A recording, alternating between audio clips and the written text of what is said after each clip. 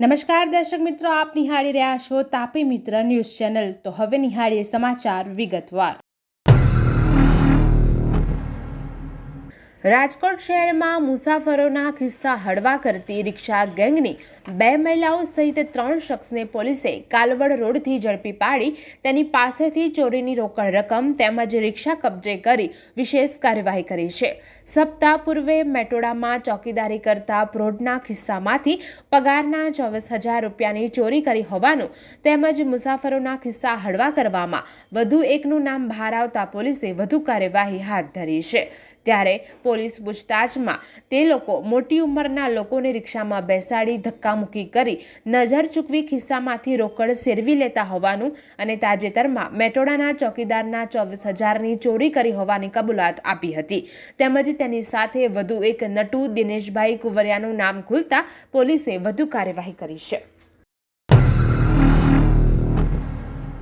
ક્રાંતિગુરુ શ્યામજી કૃષ્ણ વર્મા કચ્છ યુનિવર્સિટીના સત્તાધીશો માટે બકરું કાઢવા જતા ઊંટ પેઠું હોય તેવો ઘાટ સર્જાયો છે। ભરતી કૌભાંડમાં જે ઉમેદવારના નામ સામે આવ્યા છે તે 5 ઉમેદવારોએ કાયમી થવા માટે અગાઉ કચ્છ યુનિવર્સિટી સામે કોર્ટ કેસ કરેલ છે। આ કોર્ટ કેસ પાછો ખેંચવા માટે યુનિવર્સિટીના કુલપતિ અને ઇન્ચાર્જ કુલ સચિવે ભરતીનું નાટક કરીને ગેરકાયદે નિમણૂક આપી દીધી છે। ભરતી સંદર્ભે હાઈકોર્ટના પ્રદીપ કુમાર નામના ઉમેદવારે કરેલ સ્પેશિયલ સિવિલ એપ્લિકેશન પર હાઈકોર્ટે 23 ડિસેમ્બરે ઓરલ ઓર્ડર કર્યો છે। ભરતી સંદર્ભે કોર્ટના નિર્ણયની રાહ જોવાને બદલે કચ્છ યુનિવર્સિટીના સત્તાધીશો કાયદાને ઘોડીને પી ગયા હોય તેમ 24 ડિસેમ્બર બોર્ડ ઓફ મેનેજમેન્ટ અને એક્ઝિક્યુટિવ કાઉન્સિલની બેઠક કરીને 25મીની જાહેર રજા હોવાથી 26મીના રોજ 5 ઉમેદવારોને નિમણૂક આપી દીધી હતી। છટકબારી માટે એપોઇન્ટમેન્ટ ઓર્ડરમાં કોર્ટ કેસ ટાંકી તેનો આખરી નિર્ણય ઘારે રાખવા દર્શાવેલ છે। ગુજરાત પોલીસ ભરતી બોર્ડ દ્વારા ગુજરાત પોલીસ દળમાં બિન હથિયારી પોલીસ સબ ઇન્સ્પેક્ટર અને લોકરક્ષક કેડર વર્ગ 3ની જગ્યાઓ સીધી ભરતીથી ભરવા માટેની શારીરિક કસોટી તારીખ 8 જાન્યુઆરીથી 1 માર્ચ સુધી યોજાશે। આ ભરતીમાં બિન હથિયારી પોલીસ સબ ઇન્સ્પેક્ટરની 472 જગ્યા અને લોકરક્ષક કેડરની પુરુષ અને મહિલાઓની 12,000 જગ્યા મળી કુલ 12,472 જગ્યાઓ માટે ભરતી પ્રક્રિયા કરવામાં આવશે। સાબરમતી રિવરફ્રન્ટ પર દર વર્ષે અમદાવાદ મ્યુનિસિપલ કોર્પોરેશન દ્વારા યોજાતા ઇન્ટરનેશનલ ફ્લાવર શોમાં લાખો લોકો મુલાકાત લેતા હોય છે। ગત વર્ષે સૌથી લાંબી ફ્લાવર વોલના Guinness book of world record બાદ ચાલુ વર્ષે વર્લ્ડ લાર્જેસ્ટ ફ્લાવર બુકે માટે ગિનીસ બુક ઓફ વર્લ્ડ રેકોર્ડમાં સ્થાન મેળવ્યું છે। Guinness book of world record તરફથી શહેરના ડેપ્યુટી મેયર જતીન પટેલ દ્વારા એવોર્ડ સ્વીકારવામાં આવ્યો હતો, જેમાં ભાજપના પદાધિકારીઓ અને મ્યુનિસિપલ કમિશનર સહિતના અધિકારીઓ પણ ઉપસ્થિત રહ્યા હતા।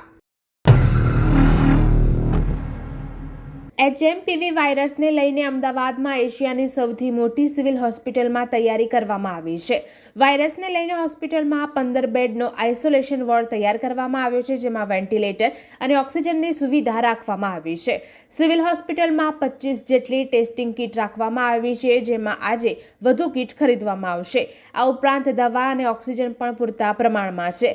ડોક્ટરની પણ ટીમ સ્ટેન્ડ બાય છે। અત્યારે રોજ 250થી 300 બાળક દર્દીઓ ઓપીડીમાં સારવાર માટે આવે છે અને 32 બાળ દર્દીને વાયરલ ઇન્ફેક્શન છે, જ્યારે ઓક્સિજનની 20,000 લીટરની 2 ટેન્ક સિવિલ હોસ્પિટલમાં છે।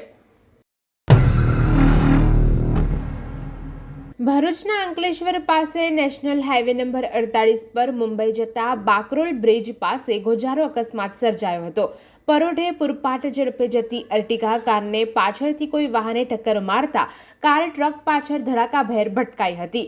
અજમેરમાં ઉર્સની ઉજવણી કરીને પરત મુંબઈના પાલઘર ખાતે જતા પરિવારને અકસ્માત નડ્યો હતો, જેમાં પરિવારના 7 પૈકી 3ના ઘટના સ્થળે કરુણ મોત નીપજ્યા હતા।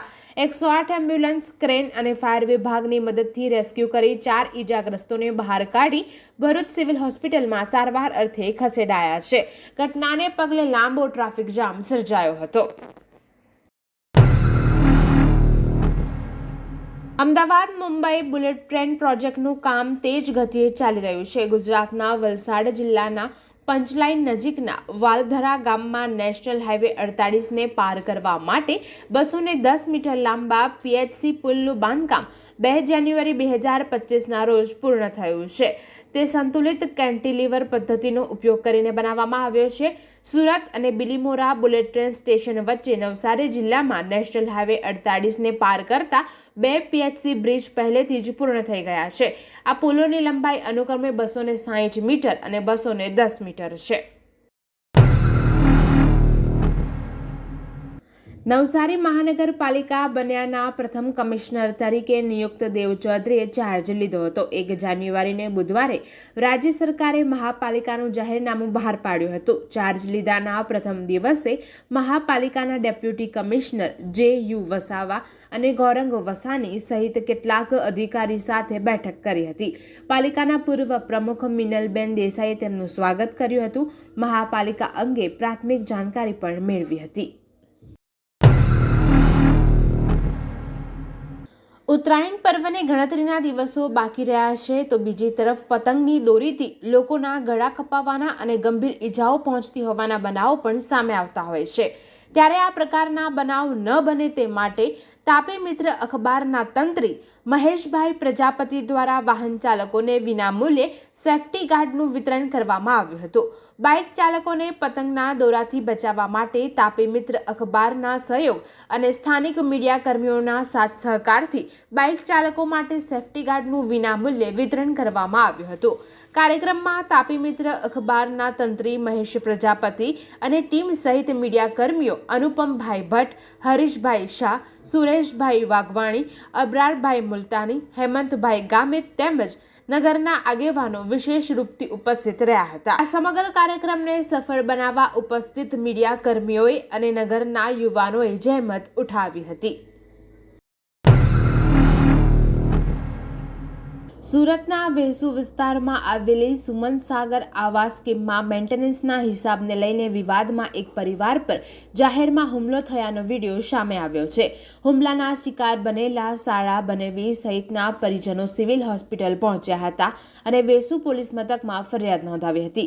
આ મેન્ટેનન્સનો હિસાબ માંગવા જતા અજીતસિંહ અને તેમના પુત્રે બહારથી માણસોને બોલાવી પરિવાર પર હુમલો કર્યો હતો. દર્શક મિત્રો, આ હતા અત્યાર સુધીના સમાચાર. આવા જ મહત્વના સમાચાર નિહાળવા જોતા રહો તાપી મિત્ર ન્યૂઝ ચેનલ અને હા, સબસ્ક્રાઇબ કરવાનું ભૂલશો નહીં.